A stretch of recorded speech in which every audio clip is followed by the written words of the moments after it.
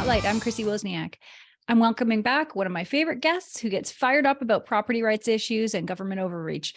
He once worked in DC as a Senate staffer and has since escaped to New Harmony, Utah, where he fights for the people and the land with BlueRibbon Coalition. I heard him first on the Glenn Beck Show and reached out to him over the winter to see if he could discuss these issues here on Ag Spotlight. And I've invited him back again today to discuss the Bureau of Land Management's new conservation rule. I'd like to welcome Ben Burr. Thanks so much, Ben, for your time today. Yeah, thanks for having me. How have you been doing? I've been doing good. Lots of things going on these days with ag policy. So yeah, so it's busy. Yeah, I mean, like you, I was excited to see the Sackett decision came out. And so if you're a property owner or an agricultural operator or anybody who has standing water on your property, it might be less likely that you have bureaucrats in the government that are going to come and tell you what to do or threaten you with crippling fines. And so a big win in the Supreme Court for our friends at Pacific Legal Foundation and everyone who's been cheering them along. So, but yeah, so you brought up the BLM rule, and that's the Bureau of Land Management has proposed a rule that they're calling the Conservation and Landscape Health Rule. And this is one that will impact primarily the agricultural producers in the Western United States. If you're in a state that has a lot of BLM land, the states tend to have a lot of grazing operators, sheep and cattle. And what this rule will do is basically offer for sale conservation leases for those in the other parts of the country will recognize these more as like a conservation easement. And so some kind of a restriction on the land for a third party to come in and be a partner with the BLM in managing that land for conservation purposes. And so when I've talked to ranchers about this, I basically say you could have a group like the Western Watersheds Project, which spends all of its time and resources doing everything it can to make it difficult or impossible to operate a grazing permit on public land. Imagine if they could have a grazing lease, or if they could have a conservation lease on your grazing permit. They would use that to significantly interfere with your operation, possibly use it to put you out of business. And they would be doing that with what would now be their partners at the Bureau of Land Management. And so there's a lot to be worried about with this rule. We've been working hard to rally as many public land users as we can find to oppose this. And that's kind of why I reached out to you and why I think there needs to just be a bigger discussion about this. Yeah, absolutely. And from the Bureau's perspective, what does conserving the land mean? Because to us, cattle on land is conserving the land. Yeah, and that's a point I've raised in the information we've released, that most cattle operators do believe they are participating in the act of conservation, because if you don't, you'll graze off your permit to where it won't sustain cattle next year. Right. And so if you're not grazing in a way that is sustainable, your business will go out of business. And so sustainability is baked into the cake of a grazing operation, or else it simply just won't last.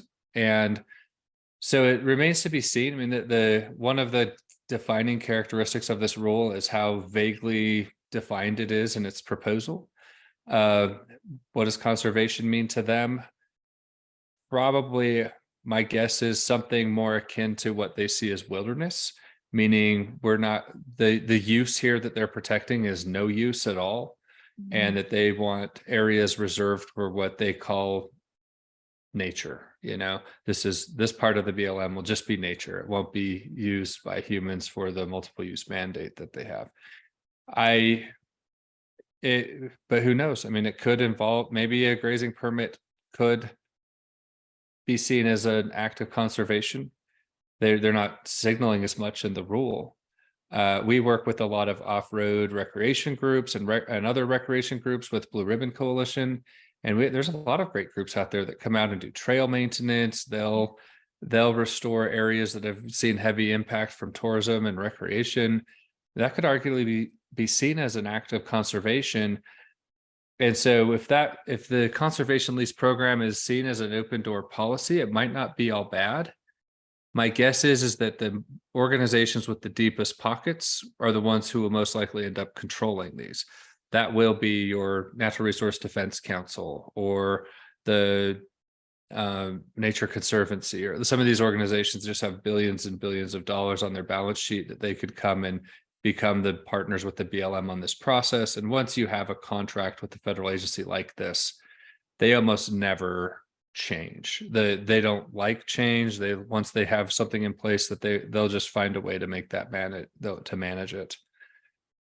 That all being said, even if there is a potentially redeeming path for this to be implemented, then it should be introduced as a bill in Congress, and Congress should debate it. They should decide whether this is good for the country. They can think through all the nuances, and the other members in that body can use the legislative process and the committee process and all the tools they have to make sure that a policy like this has considered all of the public interests that will be impacted. That's not what we're getting here. We're getting a rulemaking out of an agency. The statutory basis for it is thin, if non-existent, and they're just making it up, putting it out there. My guess is the attitude is they're going to just try to do it, and we can all go sue them if we don't like it. Right. And that's probably how it'll end up, but it's just the wrong way to, I think, operate our government. It's not Absolutely. What our Constitution calls for. There's a better path. And so that's why we want everybody to oppose what's going on.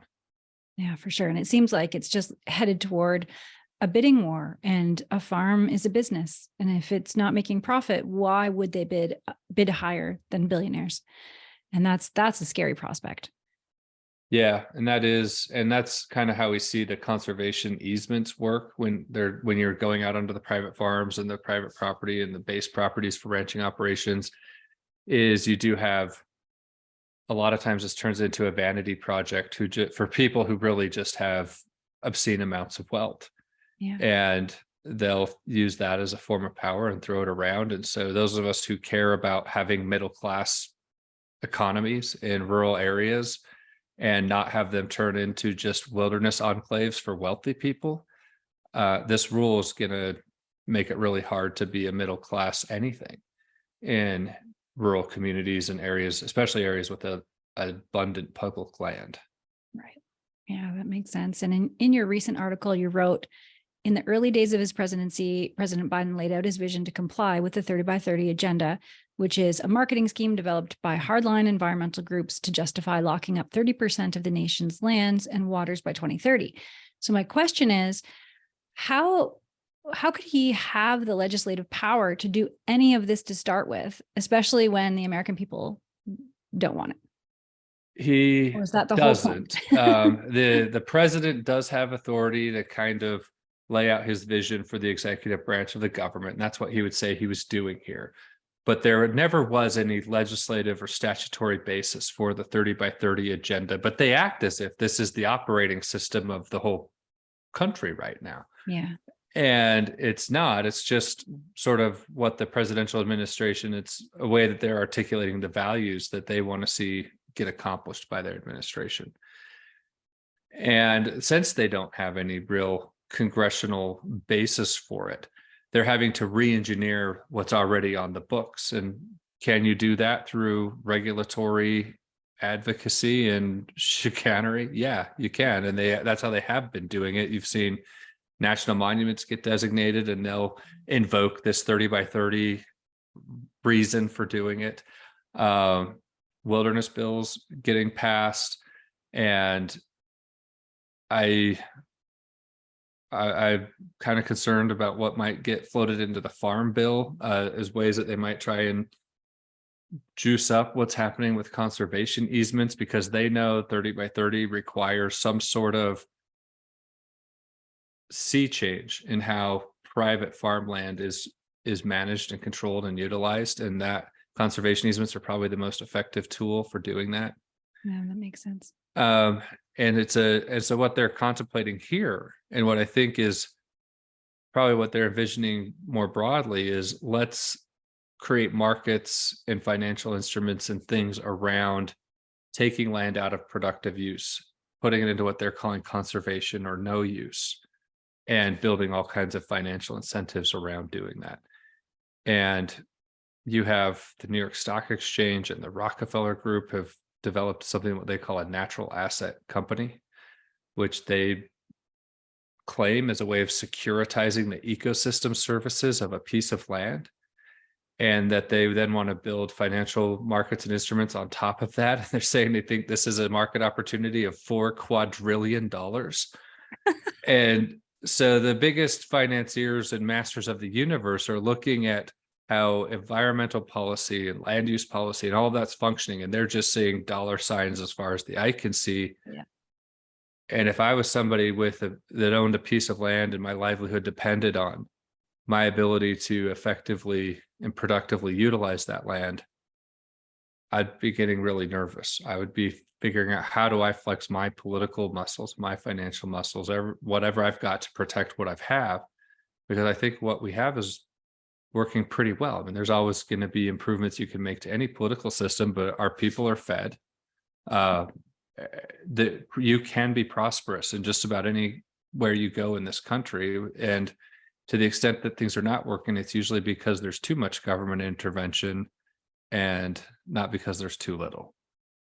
And so so I stand by what I said in the Salt Lake Tribune. I do think that this rule is part of the broader presidential agenda. This is how they can lock up a bunch of the BLM's public land, and everyone should be concerned about it.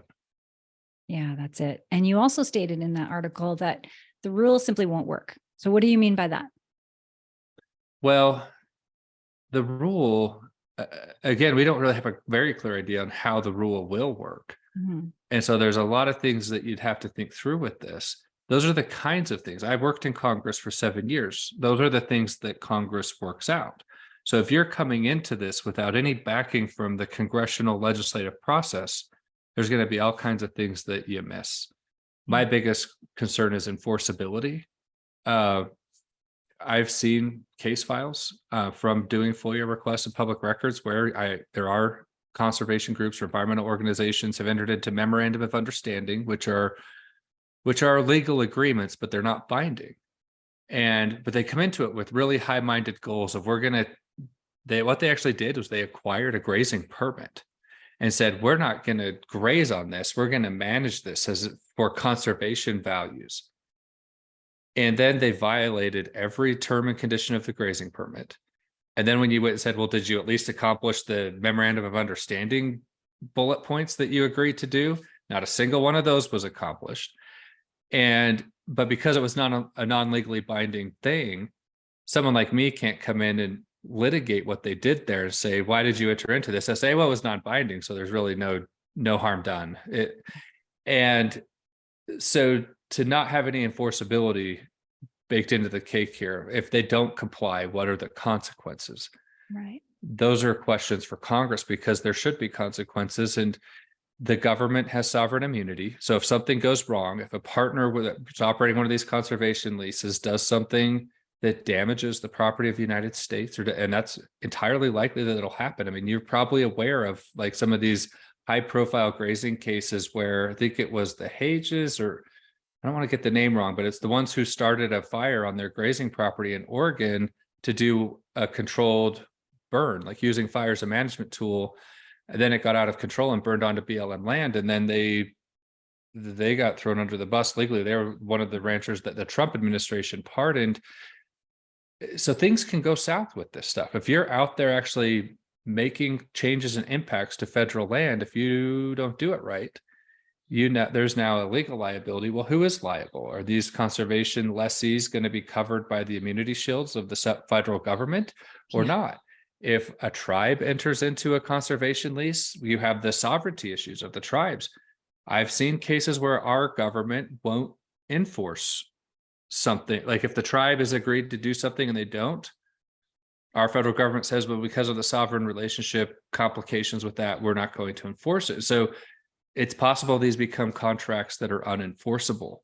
Right. And so I have a lot of questions about how they'll work. The BLM has provided answers to none of this. It's just this high-minded idea they've proposed and thrown out there And they've thought through almost none of the really complicated things that could come into play with something like this. Right. Yeah. And you also stated that the rule could easily lead to unintended intervention into public land management by foreign governments. Explain how that could happen. It could happen quite easily. I mean, we like a nonprofit conservation organization doesn't have to disclose where its funding comes from. Right. And so if it's funded through some sort of organization or company or entity that is an affiliate of a foreign government, we don't know if that's where it came from.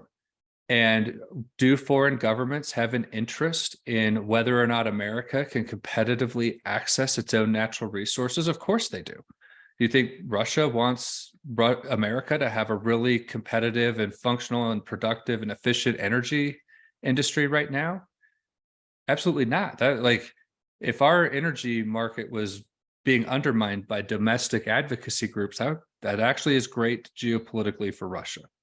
Right. Brazil has monopolized the beef market in 50 different ways.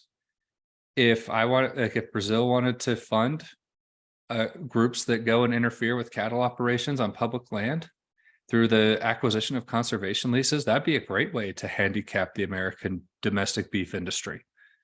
And so there's nothing in this rule that would require disclosure of foreign sources of income.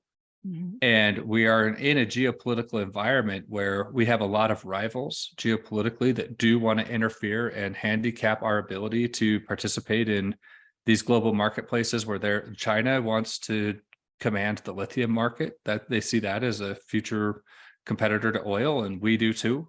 If you look at the Biden's policy for transportation in the next 20 years. And so if we're not going to develop domestic sources of lithium, then we're beholden to China, just as we have been to Saudi Arabia and Russia and Venezuela and other countries with oil. We have lithium here. We find it. And the next thing you know, there's a weed or a flower or something growing in the area, and we can't produce it anymore because Center for Biological Diversity shows up and says no in court. And so to give one more tool to hamstring American competitiveness seems like a bad idea. I believe this is something that would get scrutinized heavily in Congress if this was a congressional proposal. We have every branch has an intelligence committee, there's foreign relations committees. They could vet this and see, are these concerns legitimate? Are there ways we can create a program like this that requires disclosure and sets limits as to how much this can get interfered with by foreign governments? Congress has the expertise and the power to do that. The Bureau of Land Management does not. Neither does the Department of Interior. And so I raised that issue because it's easy for me in Utah to get my Utah delegation fired up on this issue. Our state is 67% owned by the federal government. Wow. And they have introduced bills already. And we have all our members of the delegation signed on to a bill that tells the BLM to withdraw this rule. It's really hard for me to get a congressman in Kansas to care about this because they don't have an acre of BLM land in their entire state. But if they start to see that this is a way for foreign governments to interfere with our national security interests, which it is, they should care about this. And so that's why I bring that issue up. I mean, we certainly are concerned about it, but I need folks in other states to see that that is an inherent risk to this. And if this is something that you kind of have looked over and said, oh, good, that doesn't affect me because you don't have any BLM land nearby, I have bad news for you. It is going to affect you.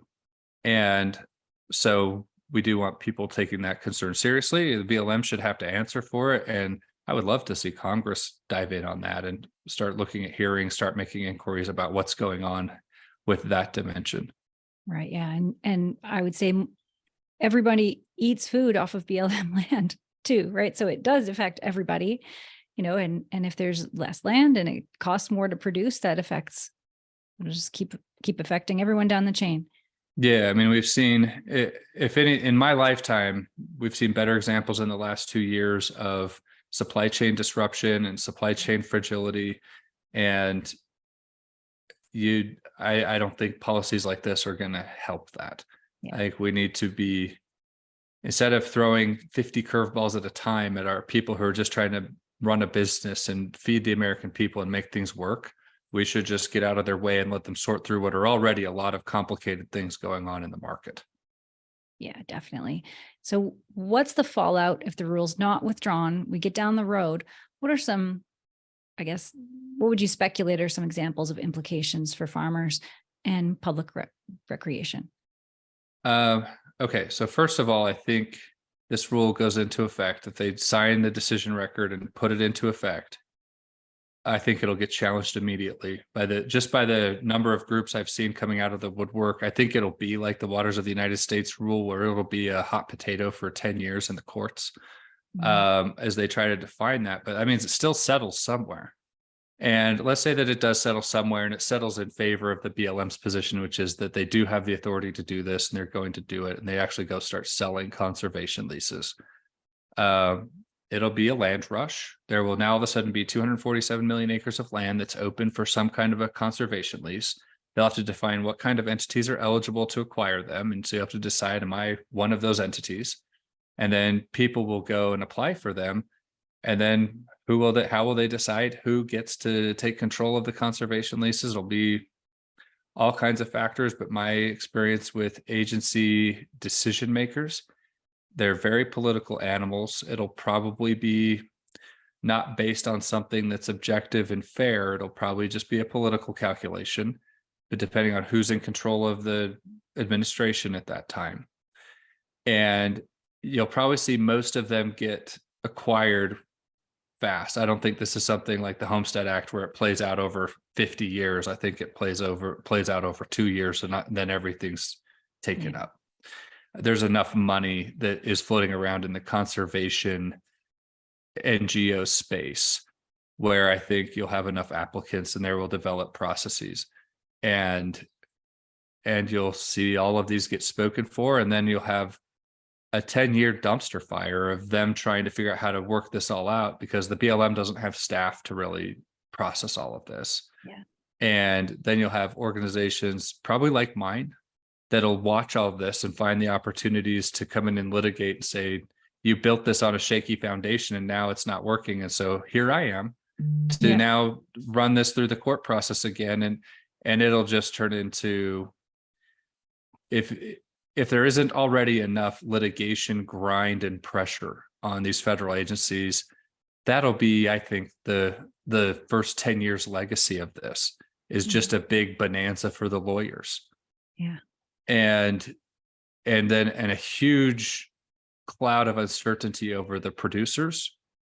And to the extent there already is a lot of pressure on cattle grazing in the West, the mining interests and all of that, it'll just become exacerbated. And then as far as recreation goes, I think you'll see the highest priority conservation leases will be the places that groups have wanted to turn into congressionally designated wilderness, but have been unsuccessful at getting Congress to do it. I see. They'll take those acreages and say, well, we just want conservation leases on all these areas. And then they'll use that conservation lease as a tool to essentially manage that area as if it were wilderness, or launder out all the uses over time to where they can then bring it to Congress on a platter and say, this is now ready for your designation. Where right now we're all out there using it and enjoying it, and it's not really eligible for a wilderness designation.